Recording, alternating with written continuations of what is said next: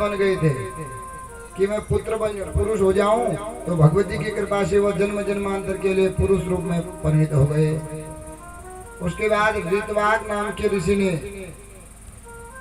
यह किया नवाह यज्ञ देवी भागवत, जिसके द्वारा उनको पुत्र की प्राप्ति हुई और गंडमूल आदि जो रेवती नक्षत्र का जो जन्म था वह जन्म का दोष भी दूर हो गया।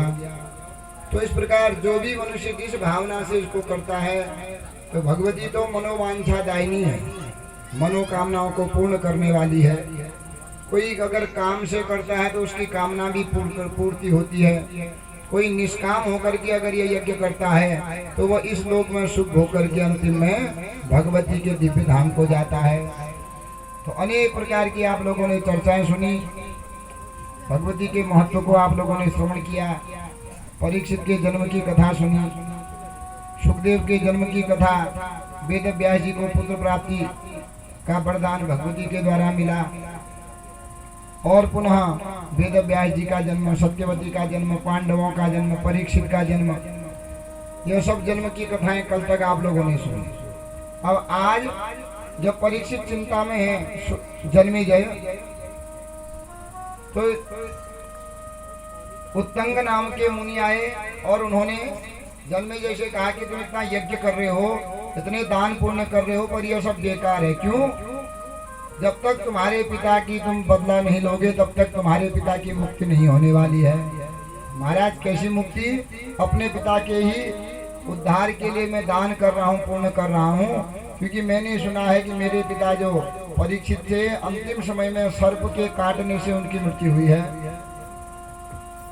जिसके कारण वो नरक गए हुए हैं, और उनके उद्धार के लिए ही तो मैं यज्ञ जब कर रहा हूँ। तो वो कहते हैं वह पुत्र नहीं होता जो अपने पिता का बदला लेता है।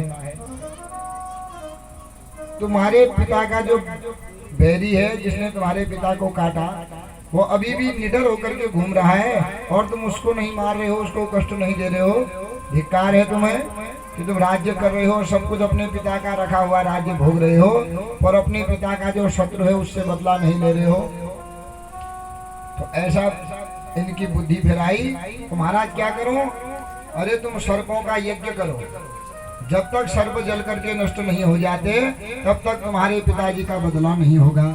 तो जन्मेजय ने नदी के किनारे सुंदर कुंड बनाया, उसमें उतंग को ही आचार्य बना करके यज्ञ करने लगे।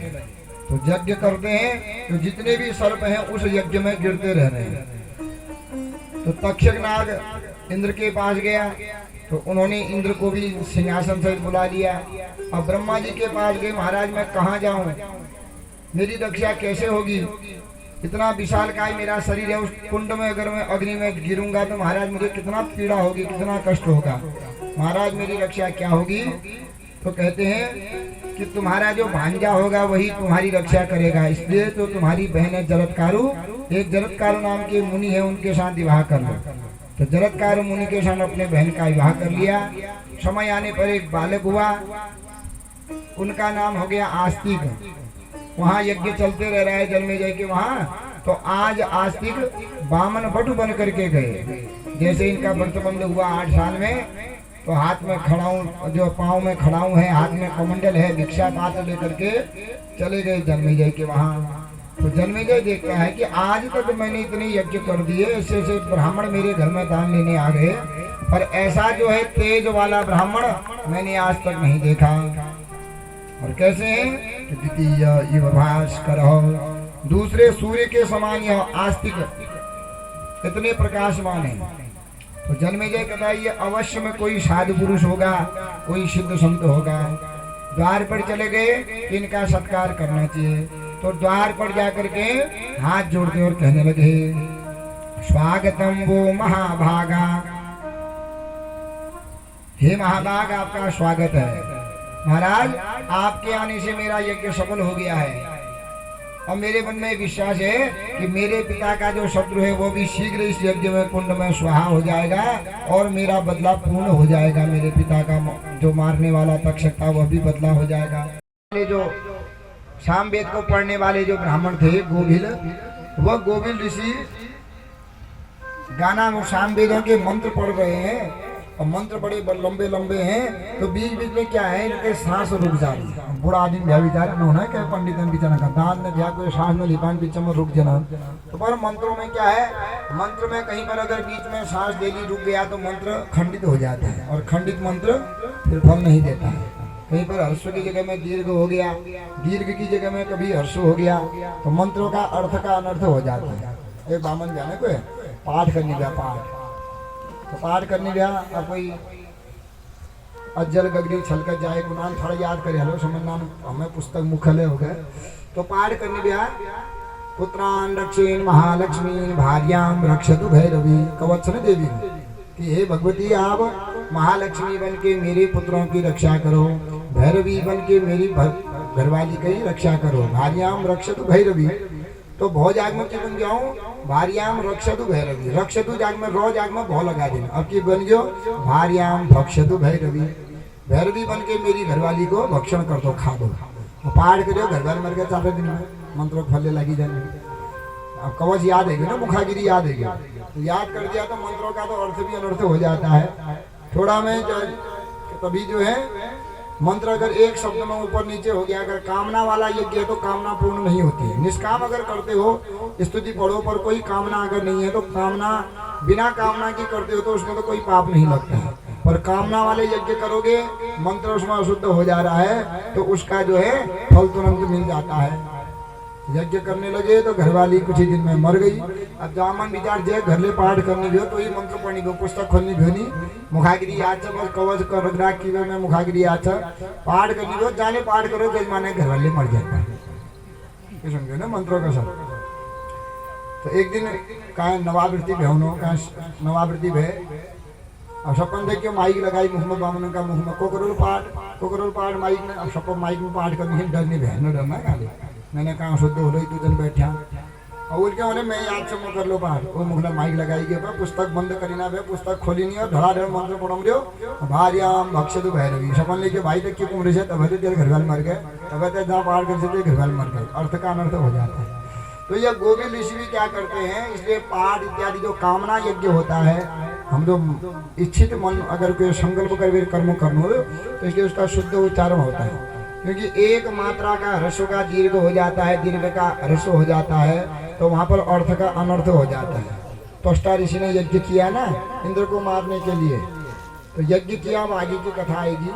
तो उसमें इंद्र शत्रुर विवर्धस्व, इंद्र को मारने वाला पुत्र पैदा हो जाए कहना था, तो उसमें एक विसर्ग नहीं लगाया, इंद्र शत्रुर विवर्धस्व, इंद्र शत्रु विवर्धस्व, विसर्ग न लगुनाल की सर्वेश्वाम निंद एवही, कि महाराज मूर्ख पुत्र होने से बढ़िया तो अपुत्र का रहना बढ़िया है। क्योंकि संसार में 6 बड़े दुख होते हैं मनुष्य को। वो दुख क्या है, कुग्रामवासी कुलहीन सेवा, कुभोजनम क्रोध मुखी च भार्या, मूर्खश्च पुत्रो विधवा च कन्या। तो ये क्या है, संसार में 6 मनुष्य को बड़े दुख है। दुख क्या है, पहला दुख क्या है, कुग्रामवासी, कुग्राम में रहना, जिस ग्राम में अपने अनुकूल धर्म नहीं है, अपने अनुकूल वातावरण नहीं है, ऐसे गांव में अगर मनुष्य रहता है तो वो दुख को भोगता है। दूसरा कुलहीन सेवा, अपने से हीन कुल की सेवा करना, ब्राह्मण होकर के शूद्र आदि की सेवा करना, क्षत्रिय की सेवा करना, उनके वस्त्र आदि धोना, उनका जूठा खाना। तो ये क्या होता है, मनुष्य कुछ समय तो शरीर की पुष्टि तो कर सकता है पर आत्मा की पुष्टि नहीं होती, उससे मनुष्य का पतन ही होता है। कुग्रामवासी कुलहीन सेवा कुभोजनम। तीसरा दुख होता है कुभोजन, मनुष्य खाता तो है पर रुचि से नहीं खाता है, तो यह भी उसके लिए संसार में तीसरा बड़ा दुख है, भयंकर दुख है। क्योंकि जो बिना इच्छा के भोजन करता है वो केवल विष्ठा ही बन जाता है, मलमूत्र बन जाता है, वो शरीर पुष्ट को पुष्टि देने वाला नहीं होता वो भोजन। चौथा है क्रोध मुखी च भार्या, ब्याह करो घर वाली रिशाई न की उम्र भुगत है, तो यह भी बड़ा दुख होता है संसार में। चौथा दुख, मनुष्य बाहर से जब दुख होकर के आता है, बाहर से बहुत संतृप्त होकर के, दुखित होकर के, चिंता होकर के आता है, घर में घरवाली अच्छी है, अच्छे से बोलने वाली है, तो क्या होता है, आधा दुख उसकी आधा चिंता दूर हो जाती है। और गाँव सब का बड़े परेशान है, घरवाली ले फरून पड़ गई, तो मुंह बनाए घर आ, तो आदमी विचार की करो, फिर घरों घर ले दुखी घर ले दुखी, इसलिए कभी ईशान में चैन। हाँ ईशान में चैन कभी। हाँ तो चौथा दुख क्या है? क्रोध मुखी से भारिया, हर वक्त घरवाली मुगल क्रोध है, उनसे लड़ाई करूंगा, इसलिए यह संसार में चौथा दुख है। पांचवा दुख है मूर्खश्च पुत्रो, पुत्र तो हो गया पर मूर्ख हो गया है। तो मूर्ख पुत्र न होना मनुष्य को एक ही बार दुख देता है, और मूर्ख पुत्र अगर हो गया तो मूर्ख पुत्र होने से जितनी बार वो पुत्र का मुख देखता है, पुत्र के कर्मों को देखता है, उतनी बार शरीर में आग लगती है। और छठा दुख है विधवा च कन्या, कन्या है, विधवा है और अपने साथ रह रही है। तुम्हारा यह संसार में हर समय मनुष्य को जलाती है, चिता तो एक ही बार जलाती है, और इन 6 चीजों में मनुष्य के पास एक भी चीज की जो है कमी होती है तो वो मनुष्य हर बार जलते रहता है। इसलिए महाराज आपने मुझे वरदान तो दे दिया पुत्र होगा, पर मेरा मूर्ख पुत्र होगा, और वह मूर्ख पुत्र भी मैं ब्राह्मण हूँ, क्षत्रिय होता तो बाहुबली होता, मूर्ख होता कोई बात नहीं। ठाकुर हो हलवा बेरी ले खा सकते, क्या को काम कर ले खा सकते, शूद्र होता किसी की सेवा करके खा सकता था। अब ब्राह्मण और मूर्ख हो जाए तो ऐसे ब्राह्मण तो अपूज्य कहे गए हैं। वो अगर ब्राह्मण होकर के किसी की सेवा करेगा तो उसका तो पतन हो जाता है। तो महाराज ये तो बड़ा ही आपने भयंकर श्राप दे दिया, इससे बढ़िया तो मुझे श्राप दे दिया होगा कि अपुत्र रह जाए। इसलिए महाराज अब मैं क्या करूं, क्योंकि मूर्ख ब्राह्मण अगर उत्पन्न हो जाता है वो अनिंदनीय निंदनीय बन जाता है, उसका कुल ही नाश हो जाता है। इसलिए महाराज क्या करूं, यथा शूद्रस्तथा मूर्खो ब्राह्मणो नात्र संशय, न पूजार्हो न दानार्हो निंदश्च सर्वकर्मसु। महाराज जो मूर्ख ब्राह्मण है उसकी तुलना शास्त्रों में शूद्र से की गई है। जिस प्रकार शूद्र देव पूजन में वर्जित होता है, हवन में यज्ञ में तर्पण में वर्जित होता है, इसी प्रकार मूर्ख ब्राह्मण भी जो है निंदश्च सर्वकर्मसु, सभी कामों में वर्जित कहा गया है। मूर्ख ब्राह्मण को अगर दक्षिणा दोगे, पैसा दोगे, तो वो क्या करेगा, उसे मांस खाएगा, मदिरा खाएगा, तो देने वाले का भी पतन होता है। क्योंकि महाराज मूर्ख को कोई दक्षिणा भी नहीं देता है। मूर्ख मनुष्य पाठ आठ करेगा तो अशुद्ध करेगा तो उसके द्वारा यजमान का पतन हो जाता है। इसलिए मूर्ख से कोई पूजा भी नहीं, कोई पाठ आ गई। जैसा भी है तूने, मैंने तेरे घर में पाठ कर रखा है, अब तेरे वचनों से मुझे बुरा तो लग गया, पर कोई बात नहीं, ऐसा है मैं तुझे अब वरदान देता हूँ क्या, कि तेरा पुत्र जन्मजात मूर्ख होगा, पर समय आने पर वो ऐसा विद्वान बनेगा कि त्रिलोक में वो पूजनीय हो जाएगा, देवताओं के द्वारा भी पूजनीय हो जाएगा। तो वरदान दे करके गोविंद ऋषि चले गए।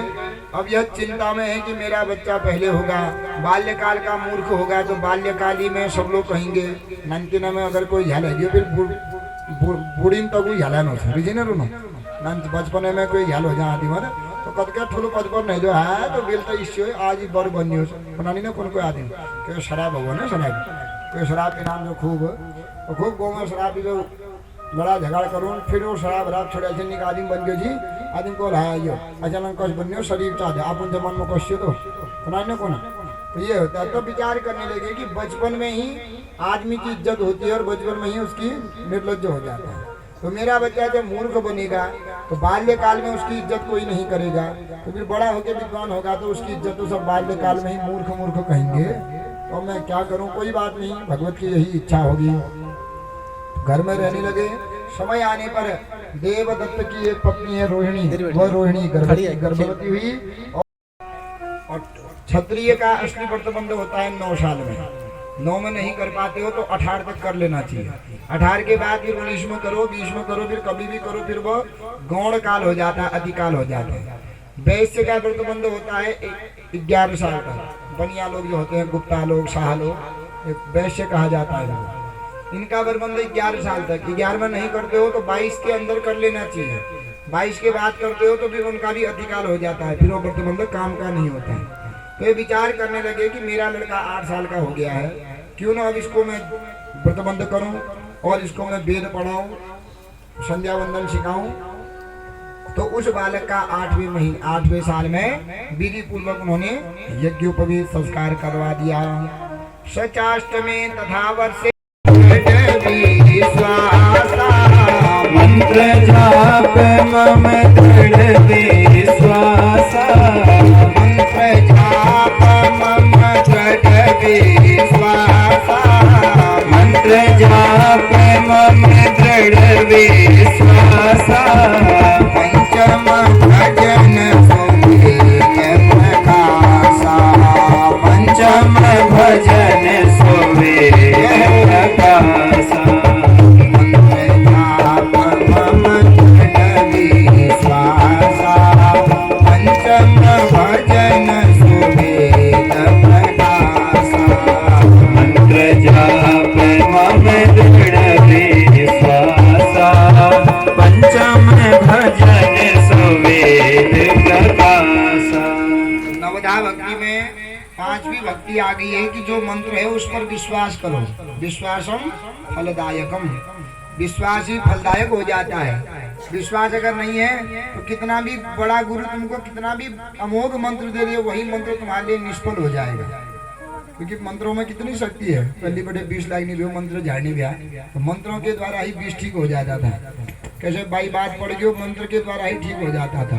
किसी को भयंकर शिरो विवेदना हो गई, सिर बुखार चढ़ गयो, मंत्रों के द्वारा ठीक हो जाता। डॉक्टर तो चलन गया पहले बड़े मंत्र। तो मंत्र में ऐसी शक्ति है कि यही मंत्र जो है मनुष्य का उद्धार कर सकते हैं। तो पांचवी भक्ति क्या है कि कोई भी मंत्र आपको मिल जाए, चाहे आप भगवती के आराधक हैं तो एंग एंगी जपो, हिंगी जपो, क्लिंगी जपो, या एंग हिंग क्लिंग क्लिंग जपो, ओम दुर्गाय नमः जपो, ओम कालिकाय नमः जपो, कुछ भी मंत्र जपो, पर उस मंत्र पर ऐसा विश्वास हो कि इस मंत्र के द्वारा ही मेरा उद्धार होने वाला है और भगवती मुझे प्रसन्न होने वाली है। शिव जी की हो तो ओम नमः शिवाय जपो, इतना विश्वास पूर्वक जपो कि यही मंत्र के द्वारा भगवान शंकर जी प्रसन्न हो जाते हैं। देखो पांचवी भक्ति भी कहते हैं कि जो मंत्र है मंत्र का विश्वास होना अवश्य है। एक समय क्या हुआ, मंत्र की महिमा है। एक राजा जो है राजा तो खूब, राजा लोग शिकार खेलने गया तो राजा ने खूब शिकार किए, खूब अधर्म किए, खूब जो है वैश्याओं की संगति करी। अब राजा की जब उम्र हो गई तो राजा वन में गया तो क्या देखा कि वहाँ सत्संग हो रहा है साधु में। और सत्संग क्या चल रहा है, राजा बैठ गया कि सत्संग है, थोड़ी देर मैं भी सुन लूं। तो वहाँ सत्संग क्या हो रहा है कि जिसका गुरु नहीं होता उसका उद्धार नहीं होता है, जिसका कुलदेव नहीं होता उसकी कोई गति नहीं होती। तो बिना गुरु और बिना कुलदेव के कोई होता है संसार में? बिना देवताई बिना बामन को होना नहीं संसार में। ठाकुर लोग समझना हमारे बामन नहीं धरा रहे, हमारे लिए बामन होना क्यों नहीं होना। सबके ब्राह्मण होते हैं, हमारे भी ब्राह्मण हैं। हम किसी के ब्राह्मण हैं तो हमारे भी ब्राह्मण हैं, उनके भी ब्राह्मण होंगे। ब्राह्मण गुरु परंपरा तो आदिकाल से चली आ रही है। कथा गुरु पुराण करना है ना, तो गुरु पुराण में प्रसंग आई ना जो दान का प्रसंग, दानो प्रसंग आई ना जो कि घट दान देना चाहिए, तो सैया का दान करना चाहिए, छाता का दान देना चाहिए, चप्पलों दान करना चाहिए। तो हमारे एक जजमान आए ना भाई कुम रो है तुम बामन ले लिखना गयो तो सब अपन ही इस दिया बामन ले जाओ नल के हम पढ़ो नहीं यार हमले तो के बामन गयो, हमले तो अपन बामन दियो ना, बोले अपन बामन दियो लड़े तो तुमन बड़े चलना सब से चला आ रहा है। तो बामन आदमी सुनना ना, बामन तो दिखा दी मेरे बामन है सामने। तो ब्राह्मण तो हमने भी देना पड़ता है, ब्राह्मणों को हम ले जा रहे हैं तो हमारे घर में कोई शुभ शुभ कर्म होता है तो जो मर्यादा है उस मर्यादा के अनुसार तो हमने भी देना पड़ता है दान। तो आदमी समझना ना मैंने बामन लिखा से ये मतलब बामन लिखा अपन बामन ने दिन तो गुरु परंपरा आदिकाल से चली आ रही है। तो राजा वन में गया तो क्या देखा, सत्संग हो रहा है कि जिसका कोई गुरु नहीं होता उसका उद्धार नहीं होता है, जिसका कोई इष्ट देव नहीं होता है उसको वहाँ गति नहीं मिलती है, क्योंकि यहाँ इष्ट की पूजा